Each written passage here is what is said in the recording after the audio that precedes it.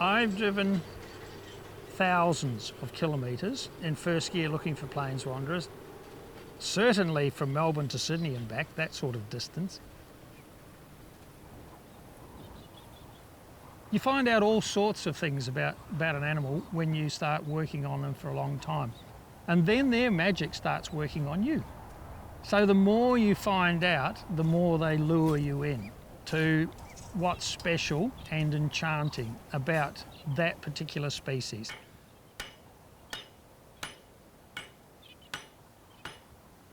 Since I was a really little tacker, I was inspired by birds. Birds were what I was most interested in. And so I've had the privilege of working practically all of my adult life on birds and their habitat. I love bird song. You know, when you hear a pied butcher bird, do you know them? Yeah, they sort of, you know, those sort of evocative calls, and you get duetting between them. For someone who's interested in sounds and music, that's very special. And then if you want to conserve the things that inspire you, then you've got to think about understanding them, managing them, and working with those who have control over their destiny. If I think about when I first became involved with plains wanderers, it was 35 years ago, and I worked on them for 3 years up in the Riverine Plain in New South Wales. So what I knew back then was that they were pretty unusual and damned hard to find, but not much else. But it was a challenge, you know. Here's a young university graduate who's up for a challenge. What type of bird is a plains wanderer? Well, superficially it looks like a quail, but in fact they're in a group all on their own, in a family all on their own. There's nothing even remotely like them anywhere else in the world. People are far more closely related to the gorillas and orangutans than plains wanderers are to any other bird in the world. Its closest relations, even though they're very distant, are shorebirds. And not all shorebirds live right on the shore.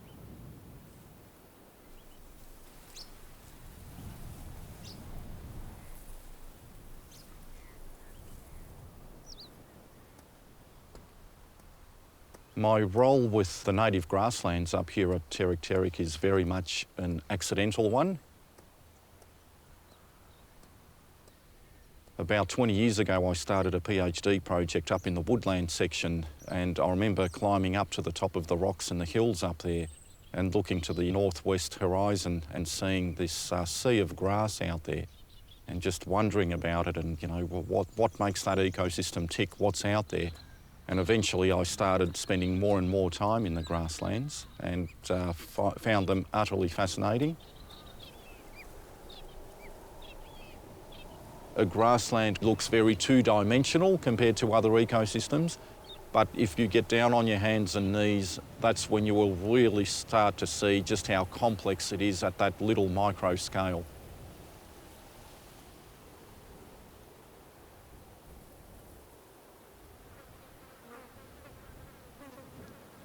If you come out here in the springtime, some of these grasslands can be absolutely awash in colour. They just get covered in all sorts of wonderful wildflowers, and it's like nothing else out there. Once upon a time, we would have had hectares and hectares of native grassland throughout northern Victoria at a landscape level. If we fast forward to the present time, we're in a much worse place. We're actually at the extent where we've got as little as 5% of native grassland remaining. Because they occurred on such good soils and they didn't have tree cover, they were preferentially taken up for intensive agricultural use. In the first instance, it just involved livestock grazing, but then gradually it intensified to crop production. And that is the number one enemy of grasslands all over Australia. That's why we find ourselves in the position that we are in today, where we've just got a minuscule scrap left of what was initially out here.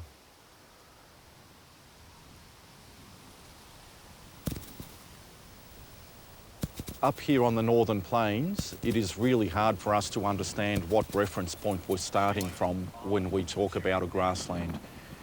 Invariably, they are human-created systems, be it by traditional owners or by European settlers. There's nothing out here that we'd call wilderness. There's even nothing out here that we'd even be calling natural anymore. So all this stuff about pristine, wild ecosystem, you have to park that aside. It goes out the door. It's a very hands-on system.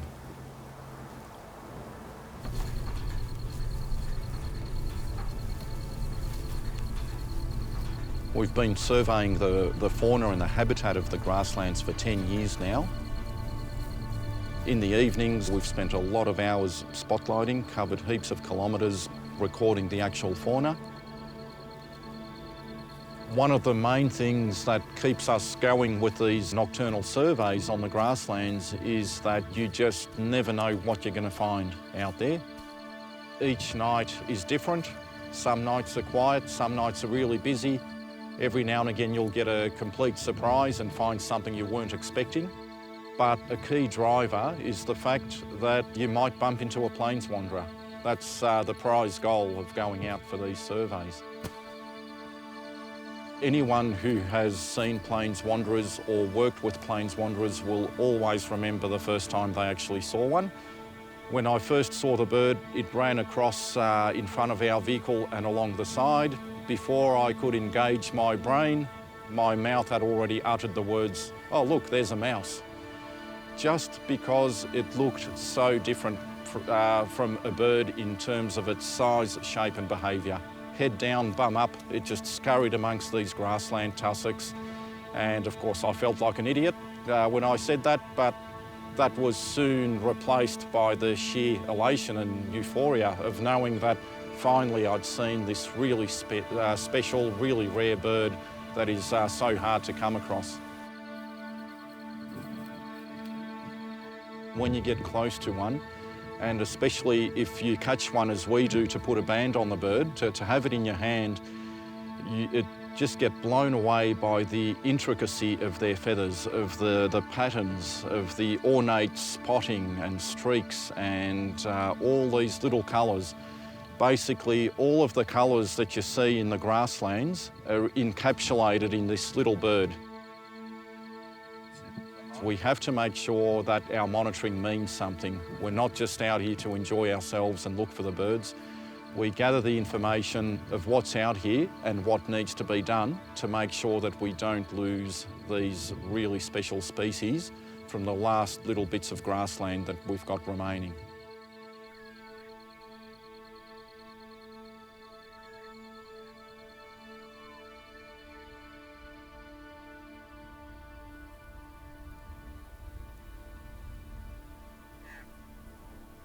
One thing we do know is if we walk away from a grassland and do absolutely nothing with it, chances are it will turn into a shrubland and over time might even revert to a woodland habitat. However, because we have so little treeless grassland left, in this case, that takes the priority. So we would rather to have the shrubs and the tree regeneration kept in check so we can maintain that grassland structure.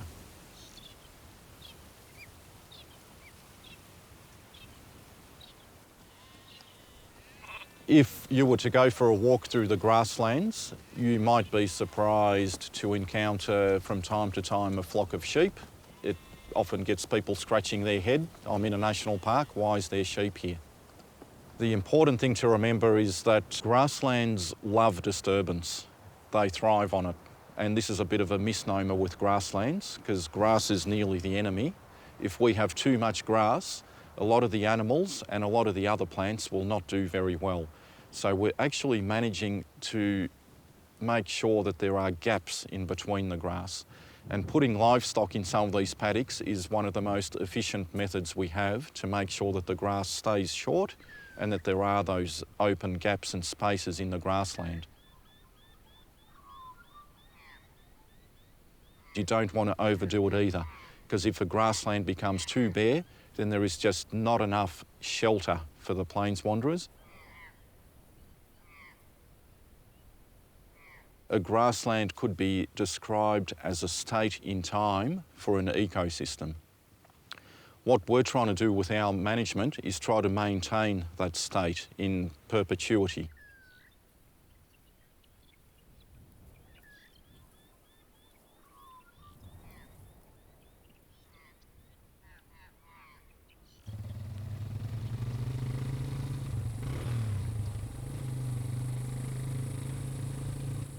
Our property on the plains adjoins a parks property, and back in 2010 we got the grazing contract to do some biomass reduction for them to get a suitable grassland level for the plains wanderer. In 2014, the paddocks we were grazing were one of 4 paddocks on the parks estate out there that plains wanderers were found, and it was a really good feeling. Yeah. And for them to be there gave us some validation that we were doing something right. When we graze the parks land, it's, I don't know whether people, they probably understand it when you say you take some ownership for what you're doing. I know it's not your own property, but you treat it as it's your own. It's not just put them in there, get what you want out of it and take them out. It's get them on and off as good as you can at the right time to have the paddocks in the right condition for the plains wanderer. And because if you don't do that at the right time or the right way, you run the risk of that they will just leave.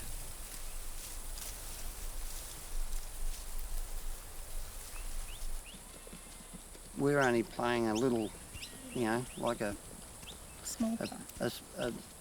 bit of sand on the beach, you know, a couple of bits of grains of sand. You know, there's other guys doing their bit as well, and we just hope that with a few more, you know, with us, we can make a difference. That's what we hope.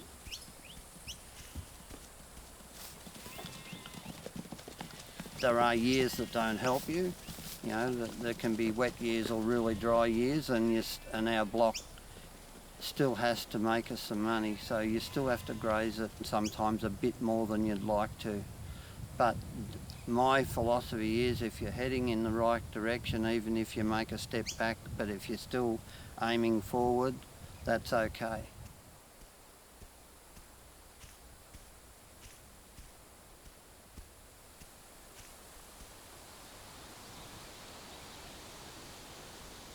We both grew up on farms. I've done nothing but farming in my whole life.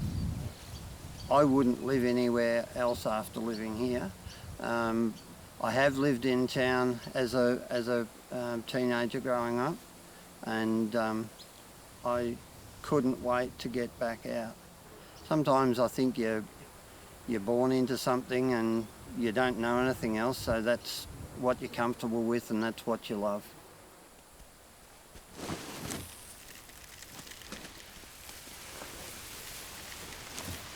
From my point of view, it's not a weird feeling or relationship, but I look at our ground out here, our plains country, as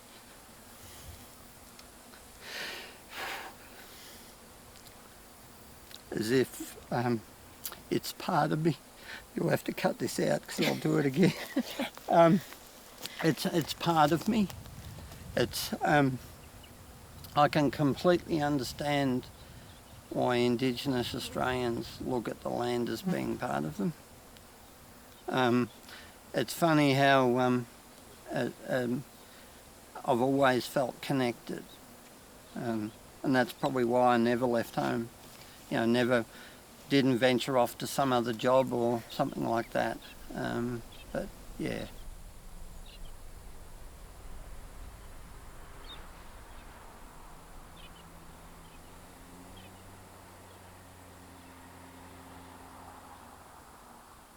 The plains can be the most desolate place on earth, but we feel part of it and we feel at peace when we're out here. I think that both Andrew and I have grown as people because of our association with the Plains Wanderer. Andrew actually saw a Plains Wanderer probably 40 years ago but didn't realise what he'd seen. We've seen them out amongst our sheep one night when we were out checking ewes that were lambing, and we noticed it jump up and land a little in front of us, and we got our spotlight out and got right down and studied this bird, thinking, right, we're going to take all the details and go home and look in our bird book. So we did that, and we realised it was a Plains Wanderer. You really have a sense that what you're seeing is so special. Faye probably loves the Plains Wanderer because he's like an emu. The father he sits on the eggs and rears the young ones and does all the work, and the Plains Wanderer female's a real dressy bird. The male's as plain as anything, and she's got all the makeup on and the colour, and she's out partying while he's looking after the kids.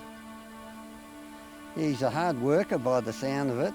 You know, he fronts up and does all the dad things, and I will be honest, I probably didn't do that as well as I could have years ago with my kids, but no, they're just very special in that way.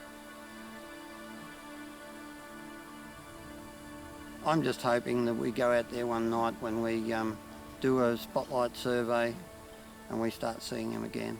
And that's what I'm looking forward to. That'll be good. Be a good day.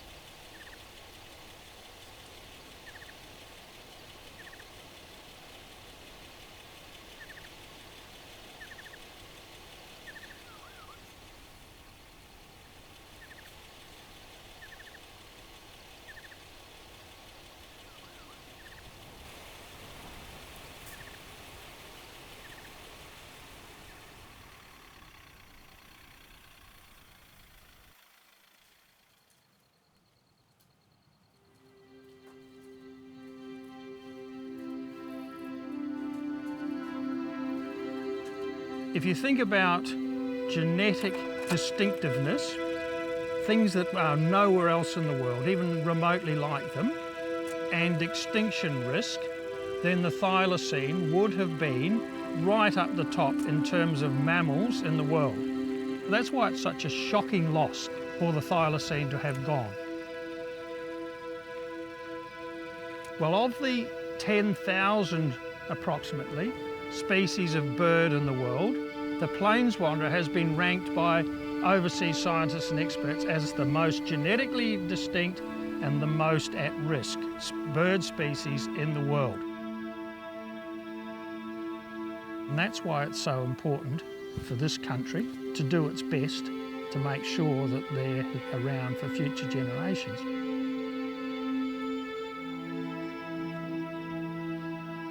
Probably most humanity does get a joy and fulfilment from the natural world.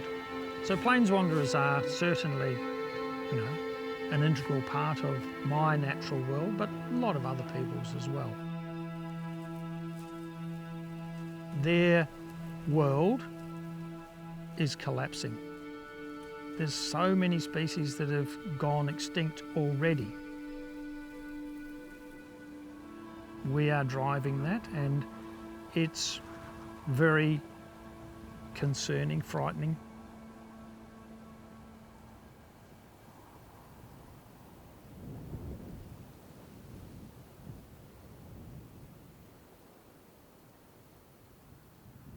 If you stood out here and you'd been out for a number of nights and for a few years, and there was no calling and everything else and around about was going the same way, then it would be a cold, hard, dark place to be in. A different world to that which we know, that which we feel secure and nurtured in, and it'll be a damn sight harder, that's for sure. If plains wanderers go, then most of what's on the northern plains will go, and I reckon if most of what's on the northern plains go, then there won't be a viable farming community here either. People will lose their livelihoods. And that writing is on the wall. We're sort of on the edge of failing in all sorts of areas now, and it's quite hard not to be pessimistic. For plains wanderers, basically cultivation in the southern parts of the species range has been the biggest driver of the species decline by a long way. And then within those areas that remain, drought coupled with overgrazing has a very big impact. Plains wanderers used to occur on the Adelaide Plains. They haven't been recorded there for at least half a century. So they're pretty well gone. The northern plains of Victoria and the Riverina in New South Wales are now, for plains wanderers, really the strongholds. They also occur in northeast and South Australia. These other areas clearly are important, but to a fair degree, I think it's fair to say that we don't know exactly how important. So there's a fair bit of work to be done up there today, to really answer that question.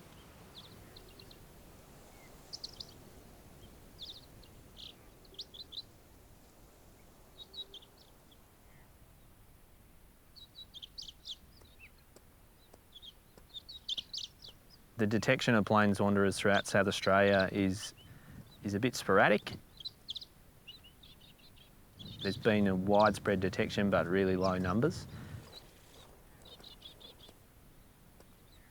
From a South Australian perspective, one of the big reasons that Bullcoomata was acquired by Bush Heritage was to protect some of this really now rare habitat, these chenopod grasslands. There's not many of them left in protected areas. It's a really important property to protect that habitat and protect species like the plains wanderers. Since Europeans arrived in Australia, we've done a pretty good job at causing extinction of many animals. There's been lots of birds that have declined dramatically, and the plains wanderer is just another example of that. For it to go extinct, I think we've actually got a really good opportunity to prevent that from happening, and I think it would be sort of a failure on our parts to let that happen.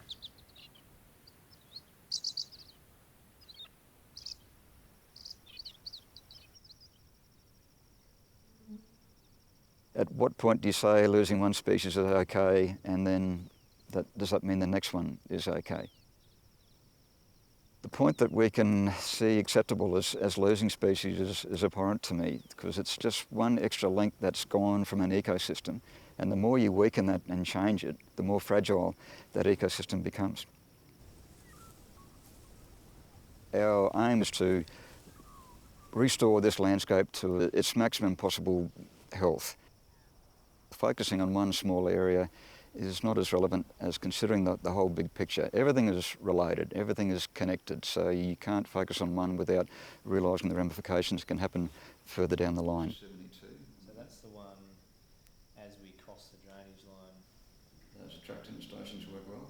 When I think about ecological health, it's about that balance of everything. So everything from your highest order predator. So in this landscape, it is dingoes, and then you've also got reptilian predators like goannas and snakes. So it's having that real balance. So plenty of resources for all of those critters, and also not an over-exploitation of one particular thing, be it a plant or an animal. Kangaroos now are the only main grazer on our reserve, but equally we need to maintain that balance so that plains wanderers have a suitable habitat. If it's too harsh or too sparse, they don't prefer it, and also if it becomes too dense, they won't go there either.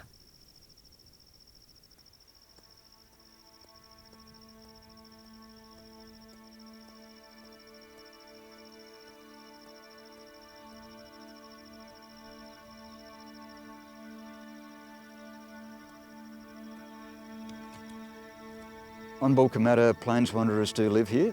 They're a very cryptic bird, rarely seen, and in dry times, anecdotal evidence suggests that they do move on, and in the good seasons, they will come back again. Song meters are being used to work out how plains wanderers utilise the reserve. The females have a call during breeding season that's at a particular frequency, and so we set these song meters up to come on at the prime time for females calling, and it's a really non-invasive way of detecting a really cryptic and hard to find animal. We've got a great opportunity to put in some hard work and figure out a lot more about the species, and I think certainly by protecting such a large area of their preferred habitat, we can provide a place for plains wanderers in the future.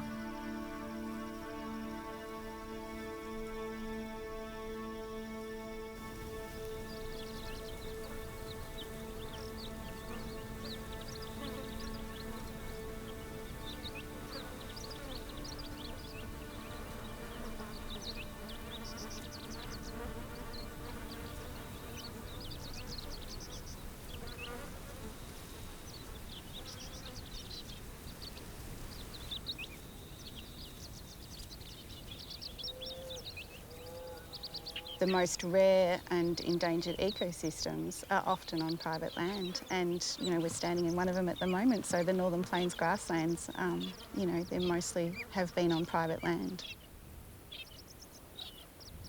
We generally know where all the good sites are up here. It's not hard, there's not that many of them left, and so we know where they are. Once a grassland is cultivated, it's never the same.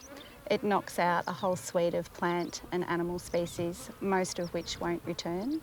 And so even one cultivation event can change a grassland. If it's systematically cultivated, it'll change it forever.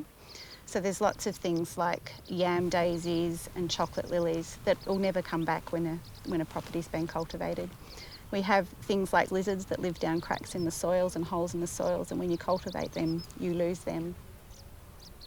It's still happening today. We still get grassland losses, even though everybody knows that they're very significant.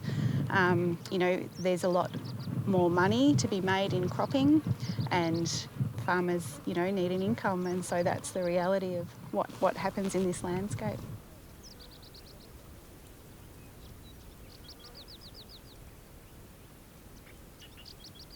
Our job is to work with landholders who want to protect the natural values on their land forever, and we work through a process with them to do that.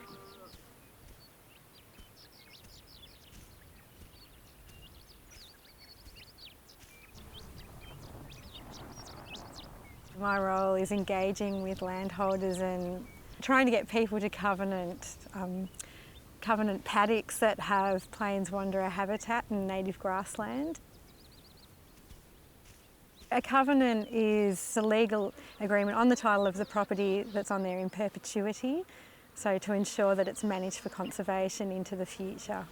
They're critical up here, and basically when you come into hard times like we're heading into now, like properties up here tend to become overgrazed. A covenant ensures that the paddock is managed much more sort of sensitively, I suppose, and in terms of conservation.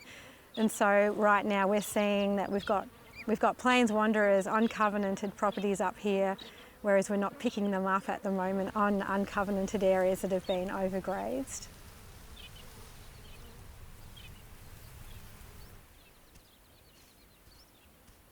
I feel like we really are starting to gain traction now up here. If we can just keep on placing permanent protection on these paddocks. I mean, farmers up here can still graze them. We're not locking up their properties. It's not like that at all.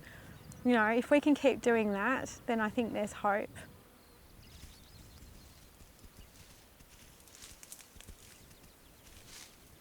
I had a farming background. I grew up on the farms, and sort of as a child we spent a lot of time outside in the paddocks and that, and we really appreciated the animals and the birds and things. And during the late 60s and that, the farming really industrialised, and you know, it got mechanised, and there was large land clearing and opening up of country, and we just watched the birds, you know, and the animals sort of disappear, really. It was, you know, quite a sad thing to be witnessing, so I thought I wanted to be working in this field. If you've got a degraded paddock, you know, which maybe it's been overworked or blowing away, or, you know, it's suffering from acidity or chemicals, it's definitely a sad moment if you see a bit of land being in a very unhealthy state. It shouldn't get to that state. To me, that's not good farming practice or land management as far as I'm concerned. Yeah, so it is disheartening when I see the country's just, you know, just not looked after properly. Well, it's still, you know, my country, you know, working on this country, I feel at home. So the same if I go back home on the river and into the forest, you know, I feel at home there because that's in my blood. And this is no different working out here. I feel comfortable out here. You know, I haven't really lost that, you know, that interest in coming out here. See, it's still country where I come from. We're working like on country, and we're eradicating the crap, and we're bringing it back to its natural way. It's right up my alley. You know, I'm slowly learning about the different species of plant, and the plains wanderer. I haven't seen one yet. Well, it's a protected species. I mean, you know, and they rely on this grassland to survive. I mean, it'd be pretty devastating if we lost that. You know, lost the bird. And You know, it'd be like losing one of Australia's greatest.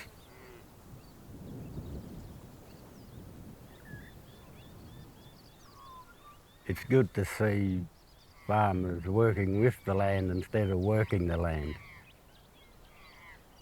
And I mean, these guys are graziers, you know, they're sheep and cattle. And they're working with the land, but they're also protecting the wanderer, and they're keeping the natural grasses. So it's good to see more farmers come on board that way. It's a real interesting thing to know that some really successful farmers here, or graziers, you know, they're doing quite well.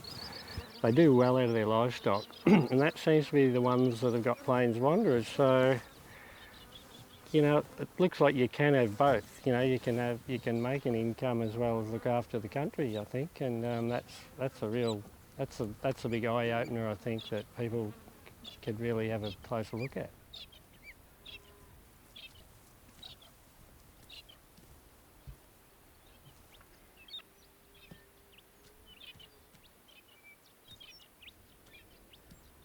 We used to flog this bear, truly, because we had to run as many cattle as we could to make money. And I don't know, we just use it now to run a few heifers in the appropriate time and put a few dry cows here till they calve, and that's doing our job. And we got a paddock out, it's 460 acres out further at Patho, and Sunday drive out there and count your cattle and a bale of hay in the back and a can in the front. Beauty. And what Trust of Nature is looking at here on this property, after the flowers and the natural plants have been pointed out to me, I didn't realise that they were there. I'm really happy to see part of it shut up to preserve that sort of stuff, really. Well, the plains wanderer, I don't believe that I've seen a lot of him. I'm not too sure that he's here because honestly I don't recall actually seeing one, but Kirsten says they're picking them up now on whatever their cameras or whatever they do. I'm really pleased that it's happening. Well, it's never going to come back, is it? It's like if you cut a 200-year-old tree down, it's gone. That's the worst thing that happens to me. And when I brought channels and that through some of our properties, and me and my brother battled to stop them clearing 200-year-old trees. Sometimes we won out, sometimes we didn't. And I think to preserve nature, history out here is great. History.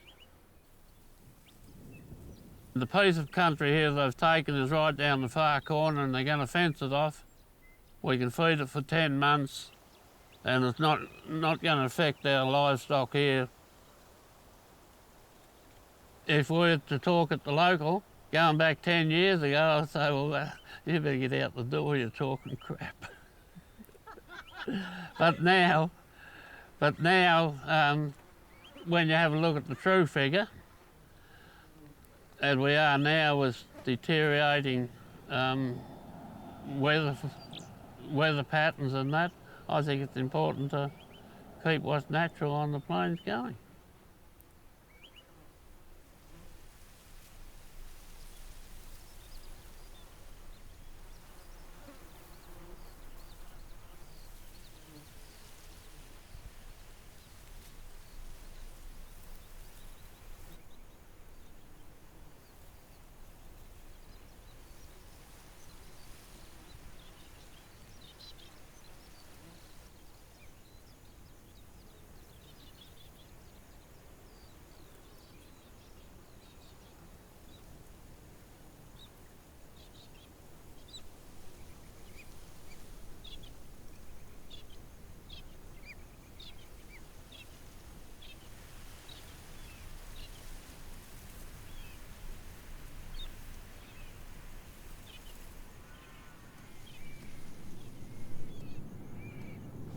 We would go back 40 years when my dad had the first block, and that's where the Plains Wanderers first sort of were, because it was the way we were grazing back then with dairying, and it worked.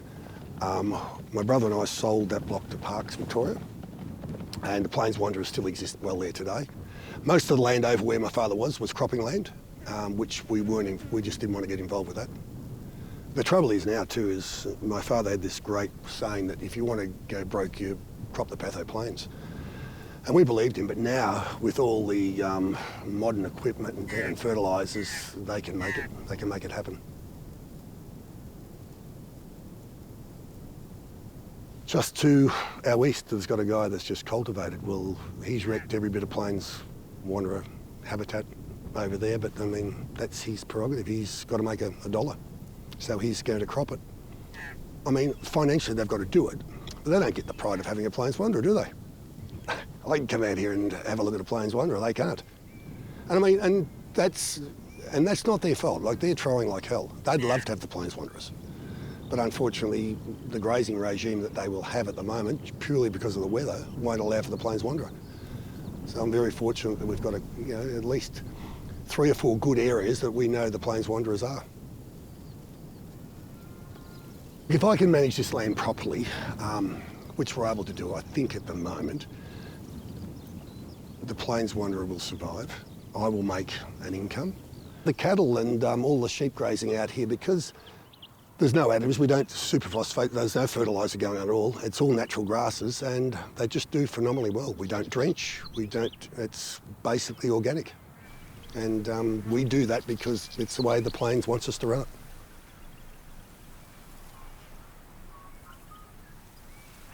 If you give it a rest, you can get through that drought areas too.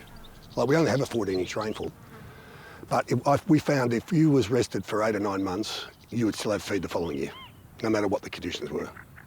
So basically, you look after it, it looks after you.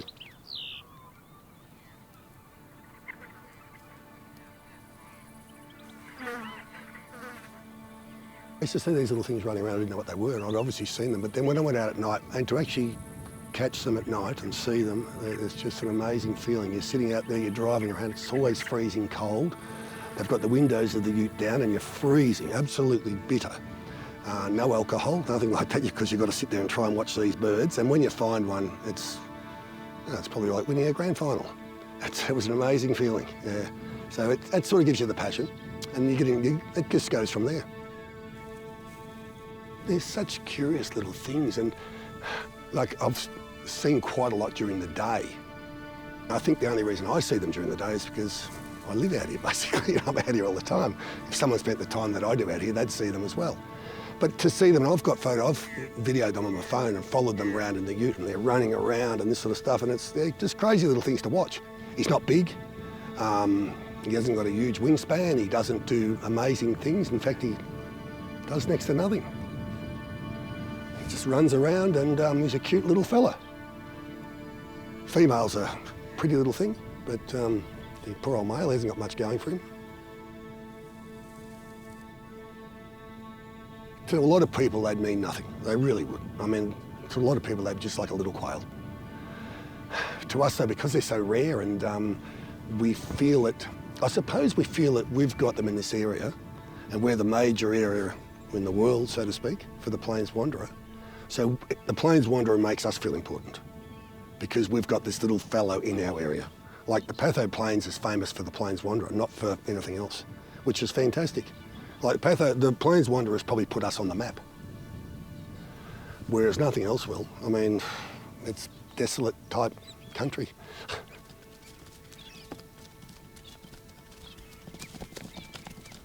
And I'd be devastated if they went, because they belong here. They were here before we were here, and if we look after it, then they'll still be here. You just don't want to lose them. And at the moment we're gaining, I think.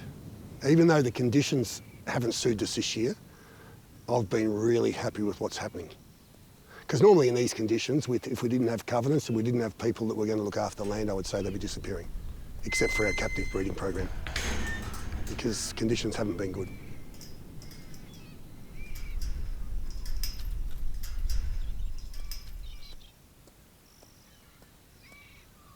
I think I think about a plains wanderer every day. I don't know why.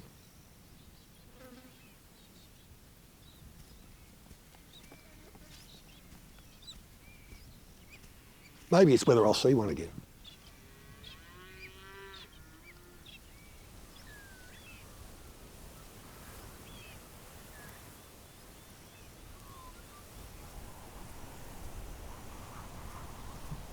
Plains wanderers are more than just some very unusual small bird.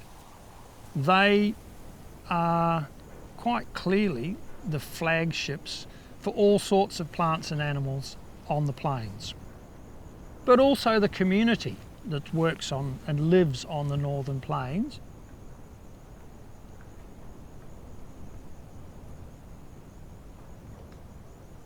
You know, in terms of what I can do now, is my actions are to make sure that the next 20 years are secure, and I won't be around to be able to do much beyond that anyway.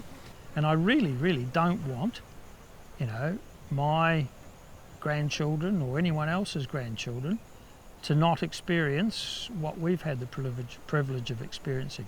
Acknowledging that Aboriginal people experience something perhaps even more profound, not perhaps, certainly more profound than we do, simply because there was, you know, different things here and they had a different way of appreciating it.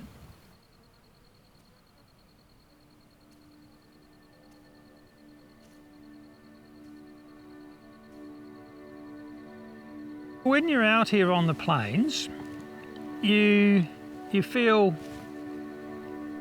very small. You know, you look up at the sky and it's a frosty night and you can see that Australia has great antiquity. You can feel that antiquity and you know that you're a small cog in a big wheel. But nevertheless, it's important that you click the cog around and do your bit to keep the wheels turning in the right direction. It's easy to be sidetracked into bright glittery things, but there's a lot more depth in natural systems than there is in most others. So being part of that is important to people like me.